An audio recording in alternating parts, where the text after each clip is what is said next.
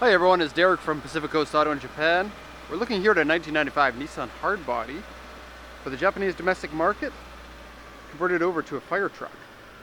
Now this is the type of truck that they would typically have in Japan in the rural cities to be kind of like your pump truck. They would have a pump in the back, and these would be run basically as 4x4 vehicles to get into the difficult areas that the larger fire trucks can't.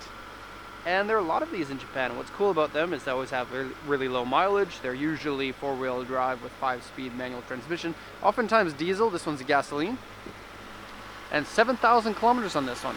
Well, just over 7,000, 7,200.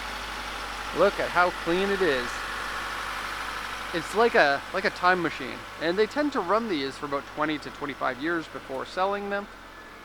And that means that for the US market, you can buy these when they're 25 years old, barely used, and good condition vehicle for fairly cheap. Now prices for these typically run about $10,000 landed or so. I can't say the value of this one in particular because it was already bought by somebody. But these are fantastic, and this is my first time seeing one as a Nissan Hardbody. A lot of times they're Toyota Hiace trucks, which are a different type of vehicle. You can also get them as Land Cruiser pickup trucks. And just give you a quick look at the back section here. We'll go into more details on this in a second. But just quickly show you here the jump seat, which definitely not legal unless you're a firefighter. But as long as you don't fall out, you can have a good ride on that.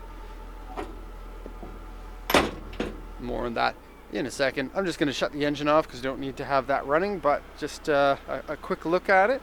2-liter gasoline carbureted engine. Maybe one of the last carbureted engines because it's a 1995. By that time, carburation had already gone away. And there, 7,299 at the time of shooting this. Cool. And battery switch off. Okay, so check the oil and the coolant, and no problem with that. Also, I can't believe how clean this is. Look at the bolts on the front of the engine. That's unbelievable. Now, there's a lot of reason to buy one of these. I mean, even if you don't need to fight fires, the back section there is it's body on frame, so you can just take that all off and you can build your own flatbed. Or you can put a pickup truck back end on there if you modified it. But it is a dual cab here, which is something that the US never got. We only got the single cabs of these hard bodies. And people love these Nissan trucks. And so getting one with the 4 doors gives you something super unique in the USA. Now normally the battery goes here. This one here, they tried to pick it up from the auction and they couldn't figure out the battery switch. So they're like, oh, the battery's dead, but there's no battery in it. It turns out there is a battery inside this box, but the question is, can I open it with one hand? And the answer is yes. Ta-da! Giant size battery. And so you're gonna be in luck if you need battery. And it was replaced at 5,722 kilometers, it says there on the side of the battery, in 2011. I guess a long time ago. But let's do this. Okay. Did it. Okay, so I'm going to close the hood here. We'll go over the auction inspection sheet so that you can see the condition of it. How are we going to do this? Oh, it's sharp. So usually the hood can be rested on my head when I'm doing that. But in this case, the hood is heavy and sharp. Ouch. Okay.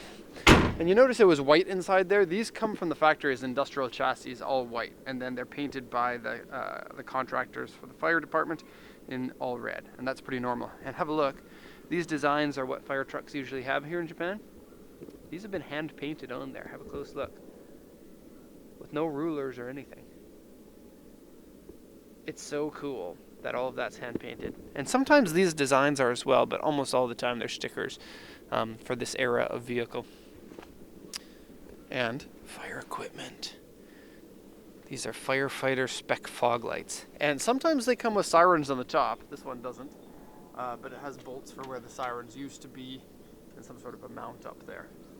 Anyways, let's have a look at the inspection here. So 1995, a Nissan 4-door fire truck, 4-wheel drive. Auxiliary 4 with an interior B. They're often in the same condition because firefighters tend to take good care of them. They often smoke in them though, which is a little bit weird because definitely in Canada where I come from you wouldn't be able to smoke in a fire truck. Firefighters all tend to smoke here, it seems. This one doesn't smell like it has been, so that's kind of a rarity. 7,192 kilometers at the time of shooting this, 4-wheel drive and manual transmission, and it is selectable 4-wheel drive with high gear ratio and low gear ratio. And look at how clean those shift knobs are. Barely any wear on them. Okay, so it says the fire equipment is as is and has not been checked. A lot of it has been stripped out, but there are still some lamps and some covers in there. Various underside painting, they do that from the factory for these. The spare tire is missing. Various scratches, dents, and rust on it.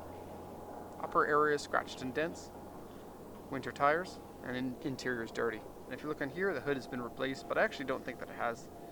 I don't know, I have no reason to believe that it has. Everything looks fine. It obviously hasn't been in an accident. A couple of minor scratches here, here, and then some larger scratches in the back, but compared to your average fire truck, it's much less. Oftentimes the equipment area gets dinged up while they're fighting fires, and you could be angry at the firefighters for dinging up their truck, but you can't be that angry because they're going around saving lives. Here's the rust on the back that they were talking about on this back step.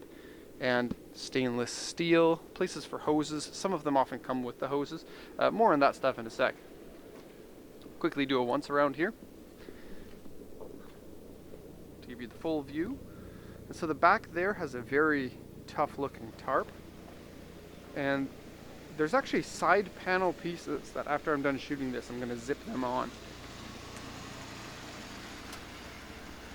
That's my neighbor.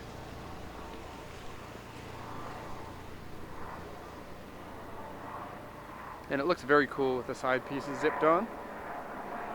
I'll come back to the interior of that back in a second. And I guess some people choose to run them like this. I suspect it's more common for people to take the back end off because it is an extra weight for basically no utility. I mean, it does give you some utility if you wanted to use it as like a special vehicle for hunting, possibly. It could be very good for putting things into the back. There are a lot of racks that could be modified or even used as is for equipment that you need for hunting. And then you get the reliable and easy to find parts for the Nissan. And I love the look of these. I used to 4x4 with somebody who had one of these, and these are tough trucks. Especially because like they run an independent front suspension, but this suspension takes a beating.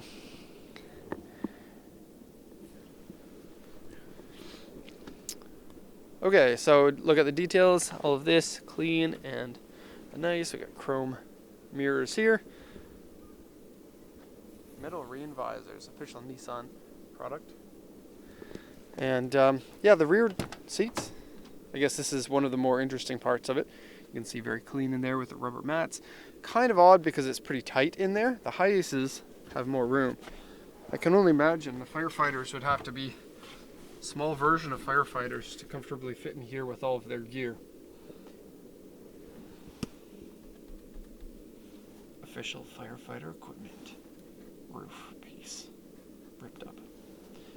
I think that's different from the stock one. Gives you a little bit more light. Doesn't work. And a quick look at that. Okay. And ashtrays in all the doors. The one on the opposite side over there is actually broken. It can pop out easily. Okay, so door cards are industrial grade, I guess you could call it, crank style windows. A lot of people have never even cranked one of these before because they're not old enough to have remembered those. This box here is all just an empty storage box with 2 layers in it like the other one. Here is where you would have your nozzle piece here and like a coil of hose here for pickup from like ponds or swamps or rivers or something like that. Taillights are protected. And you have bumper corners here, which is nice to have. And tie down here. Cool. Going up into it. So there's a nice rack up here. All of this is, I guess you could say water resistant, but maybe you could even say waterproof. This one here is the lamp that you can take out, and it has a stand, like a tripod-like stand. And then they come with a cable that you can plug into an outside port on the truck.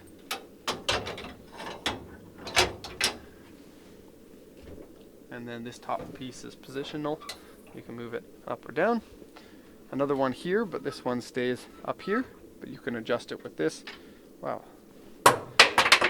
I'm breaking things. Ooh. Okay, let's put that back in. And I'll just tighten it up there so it doesn't rattle around. Place here for something. A hook over there for something. This one here is where your fire extinguisher would go. Another place for a nozzle here. Looks like there used to be a cover piece on here, and then there's a door from the inside to access that, but the cover piece has been taken off. And up here is where they would have picks for like tearing through doors or something. And the battery box there as well. Here you can see lots of tread on the tires. They're 2008 tires, so they're relatively old, but they are an industrial tire. They might last you longer than your typical passenger type tire. You also have really good condition side steps here. And we'll go into the interior in the front. These are automatic locking hubs on this one, not manual ones. And typical of Japanese trucks, it has a little mirror on the fender here to give you better understanding about your clearances, which is important on the very tight roads of Japan. Okay, so very similar to Toyota pickup trucks in here. If you've been in one of these Nissan Hardbodies, you know what it's like. You have your legs go nearly straight to the pedals instead of sitting up like most modern cars. To me, this is a very comfortable way to drive the car. Everything in here that I checked works. Oh, there's one thing I didn't check. Was the folding mirrors, which is something I don't think that the US spec got.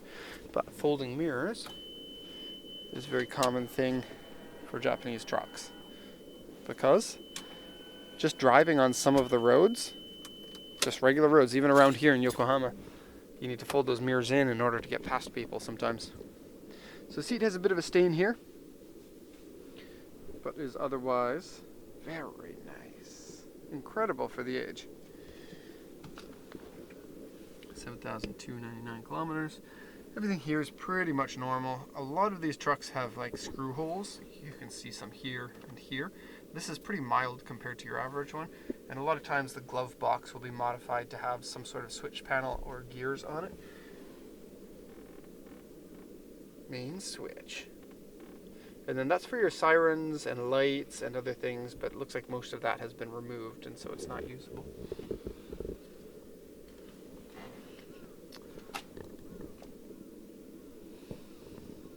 Okay, so that is basically fire truck. Japanese fire truck has saved people's lives, and now you can drive one around and be extra cool.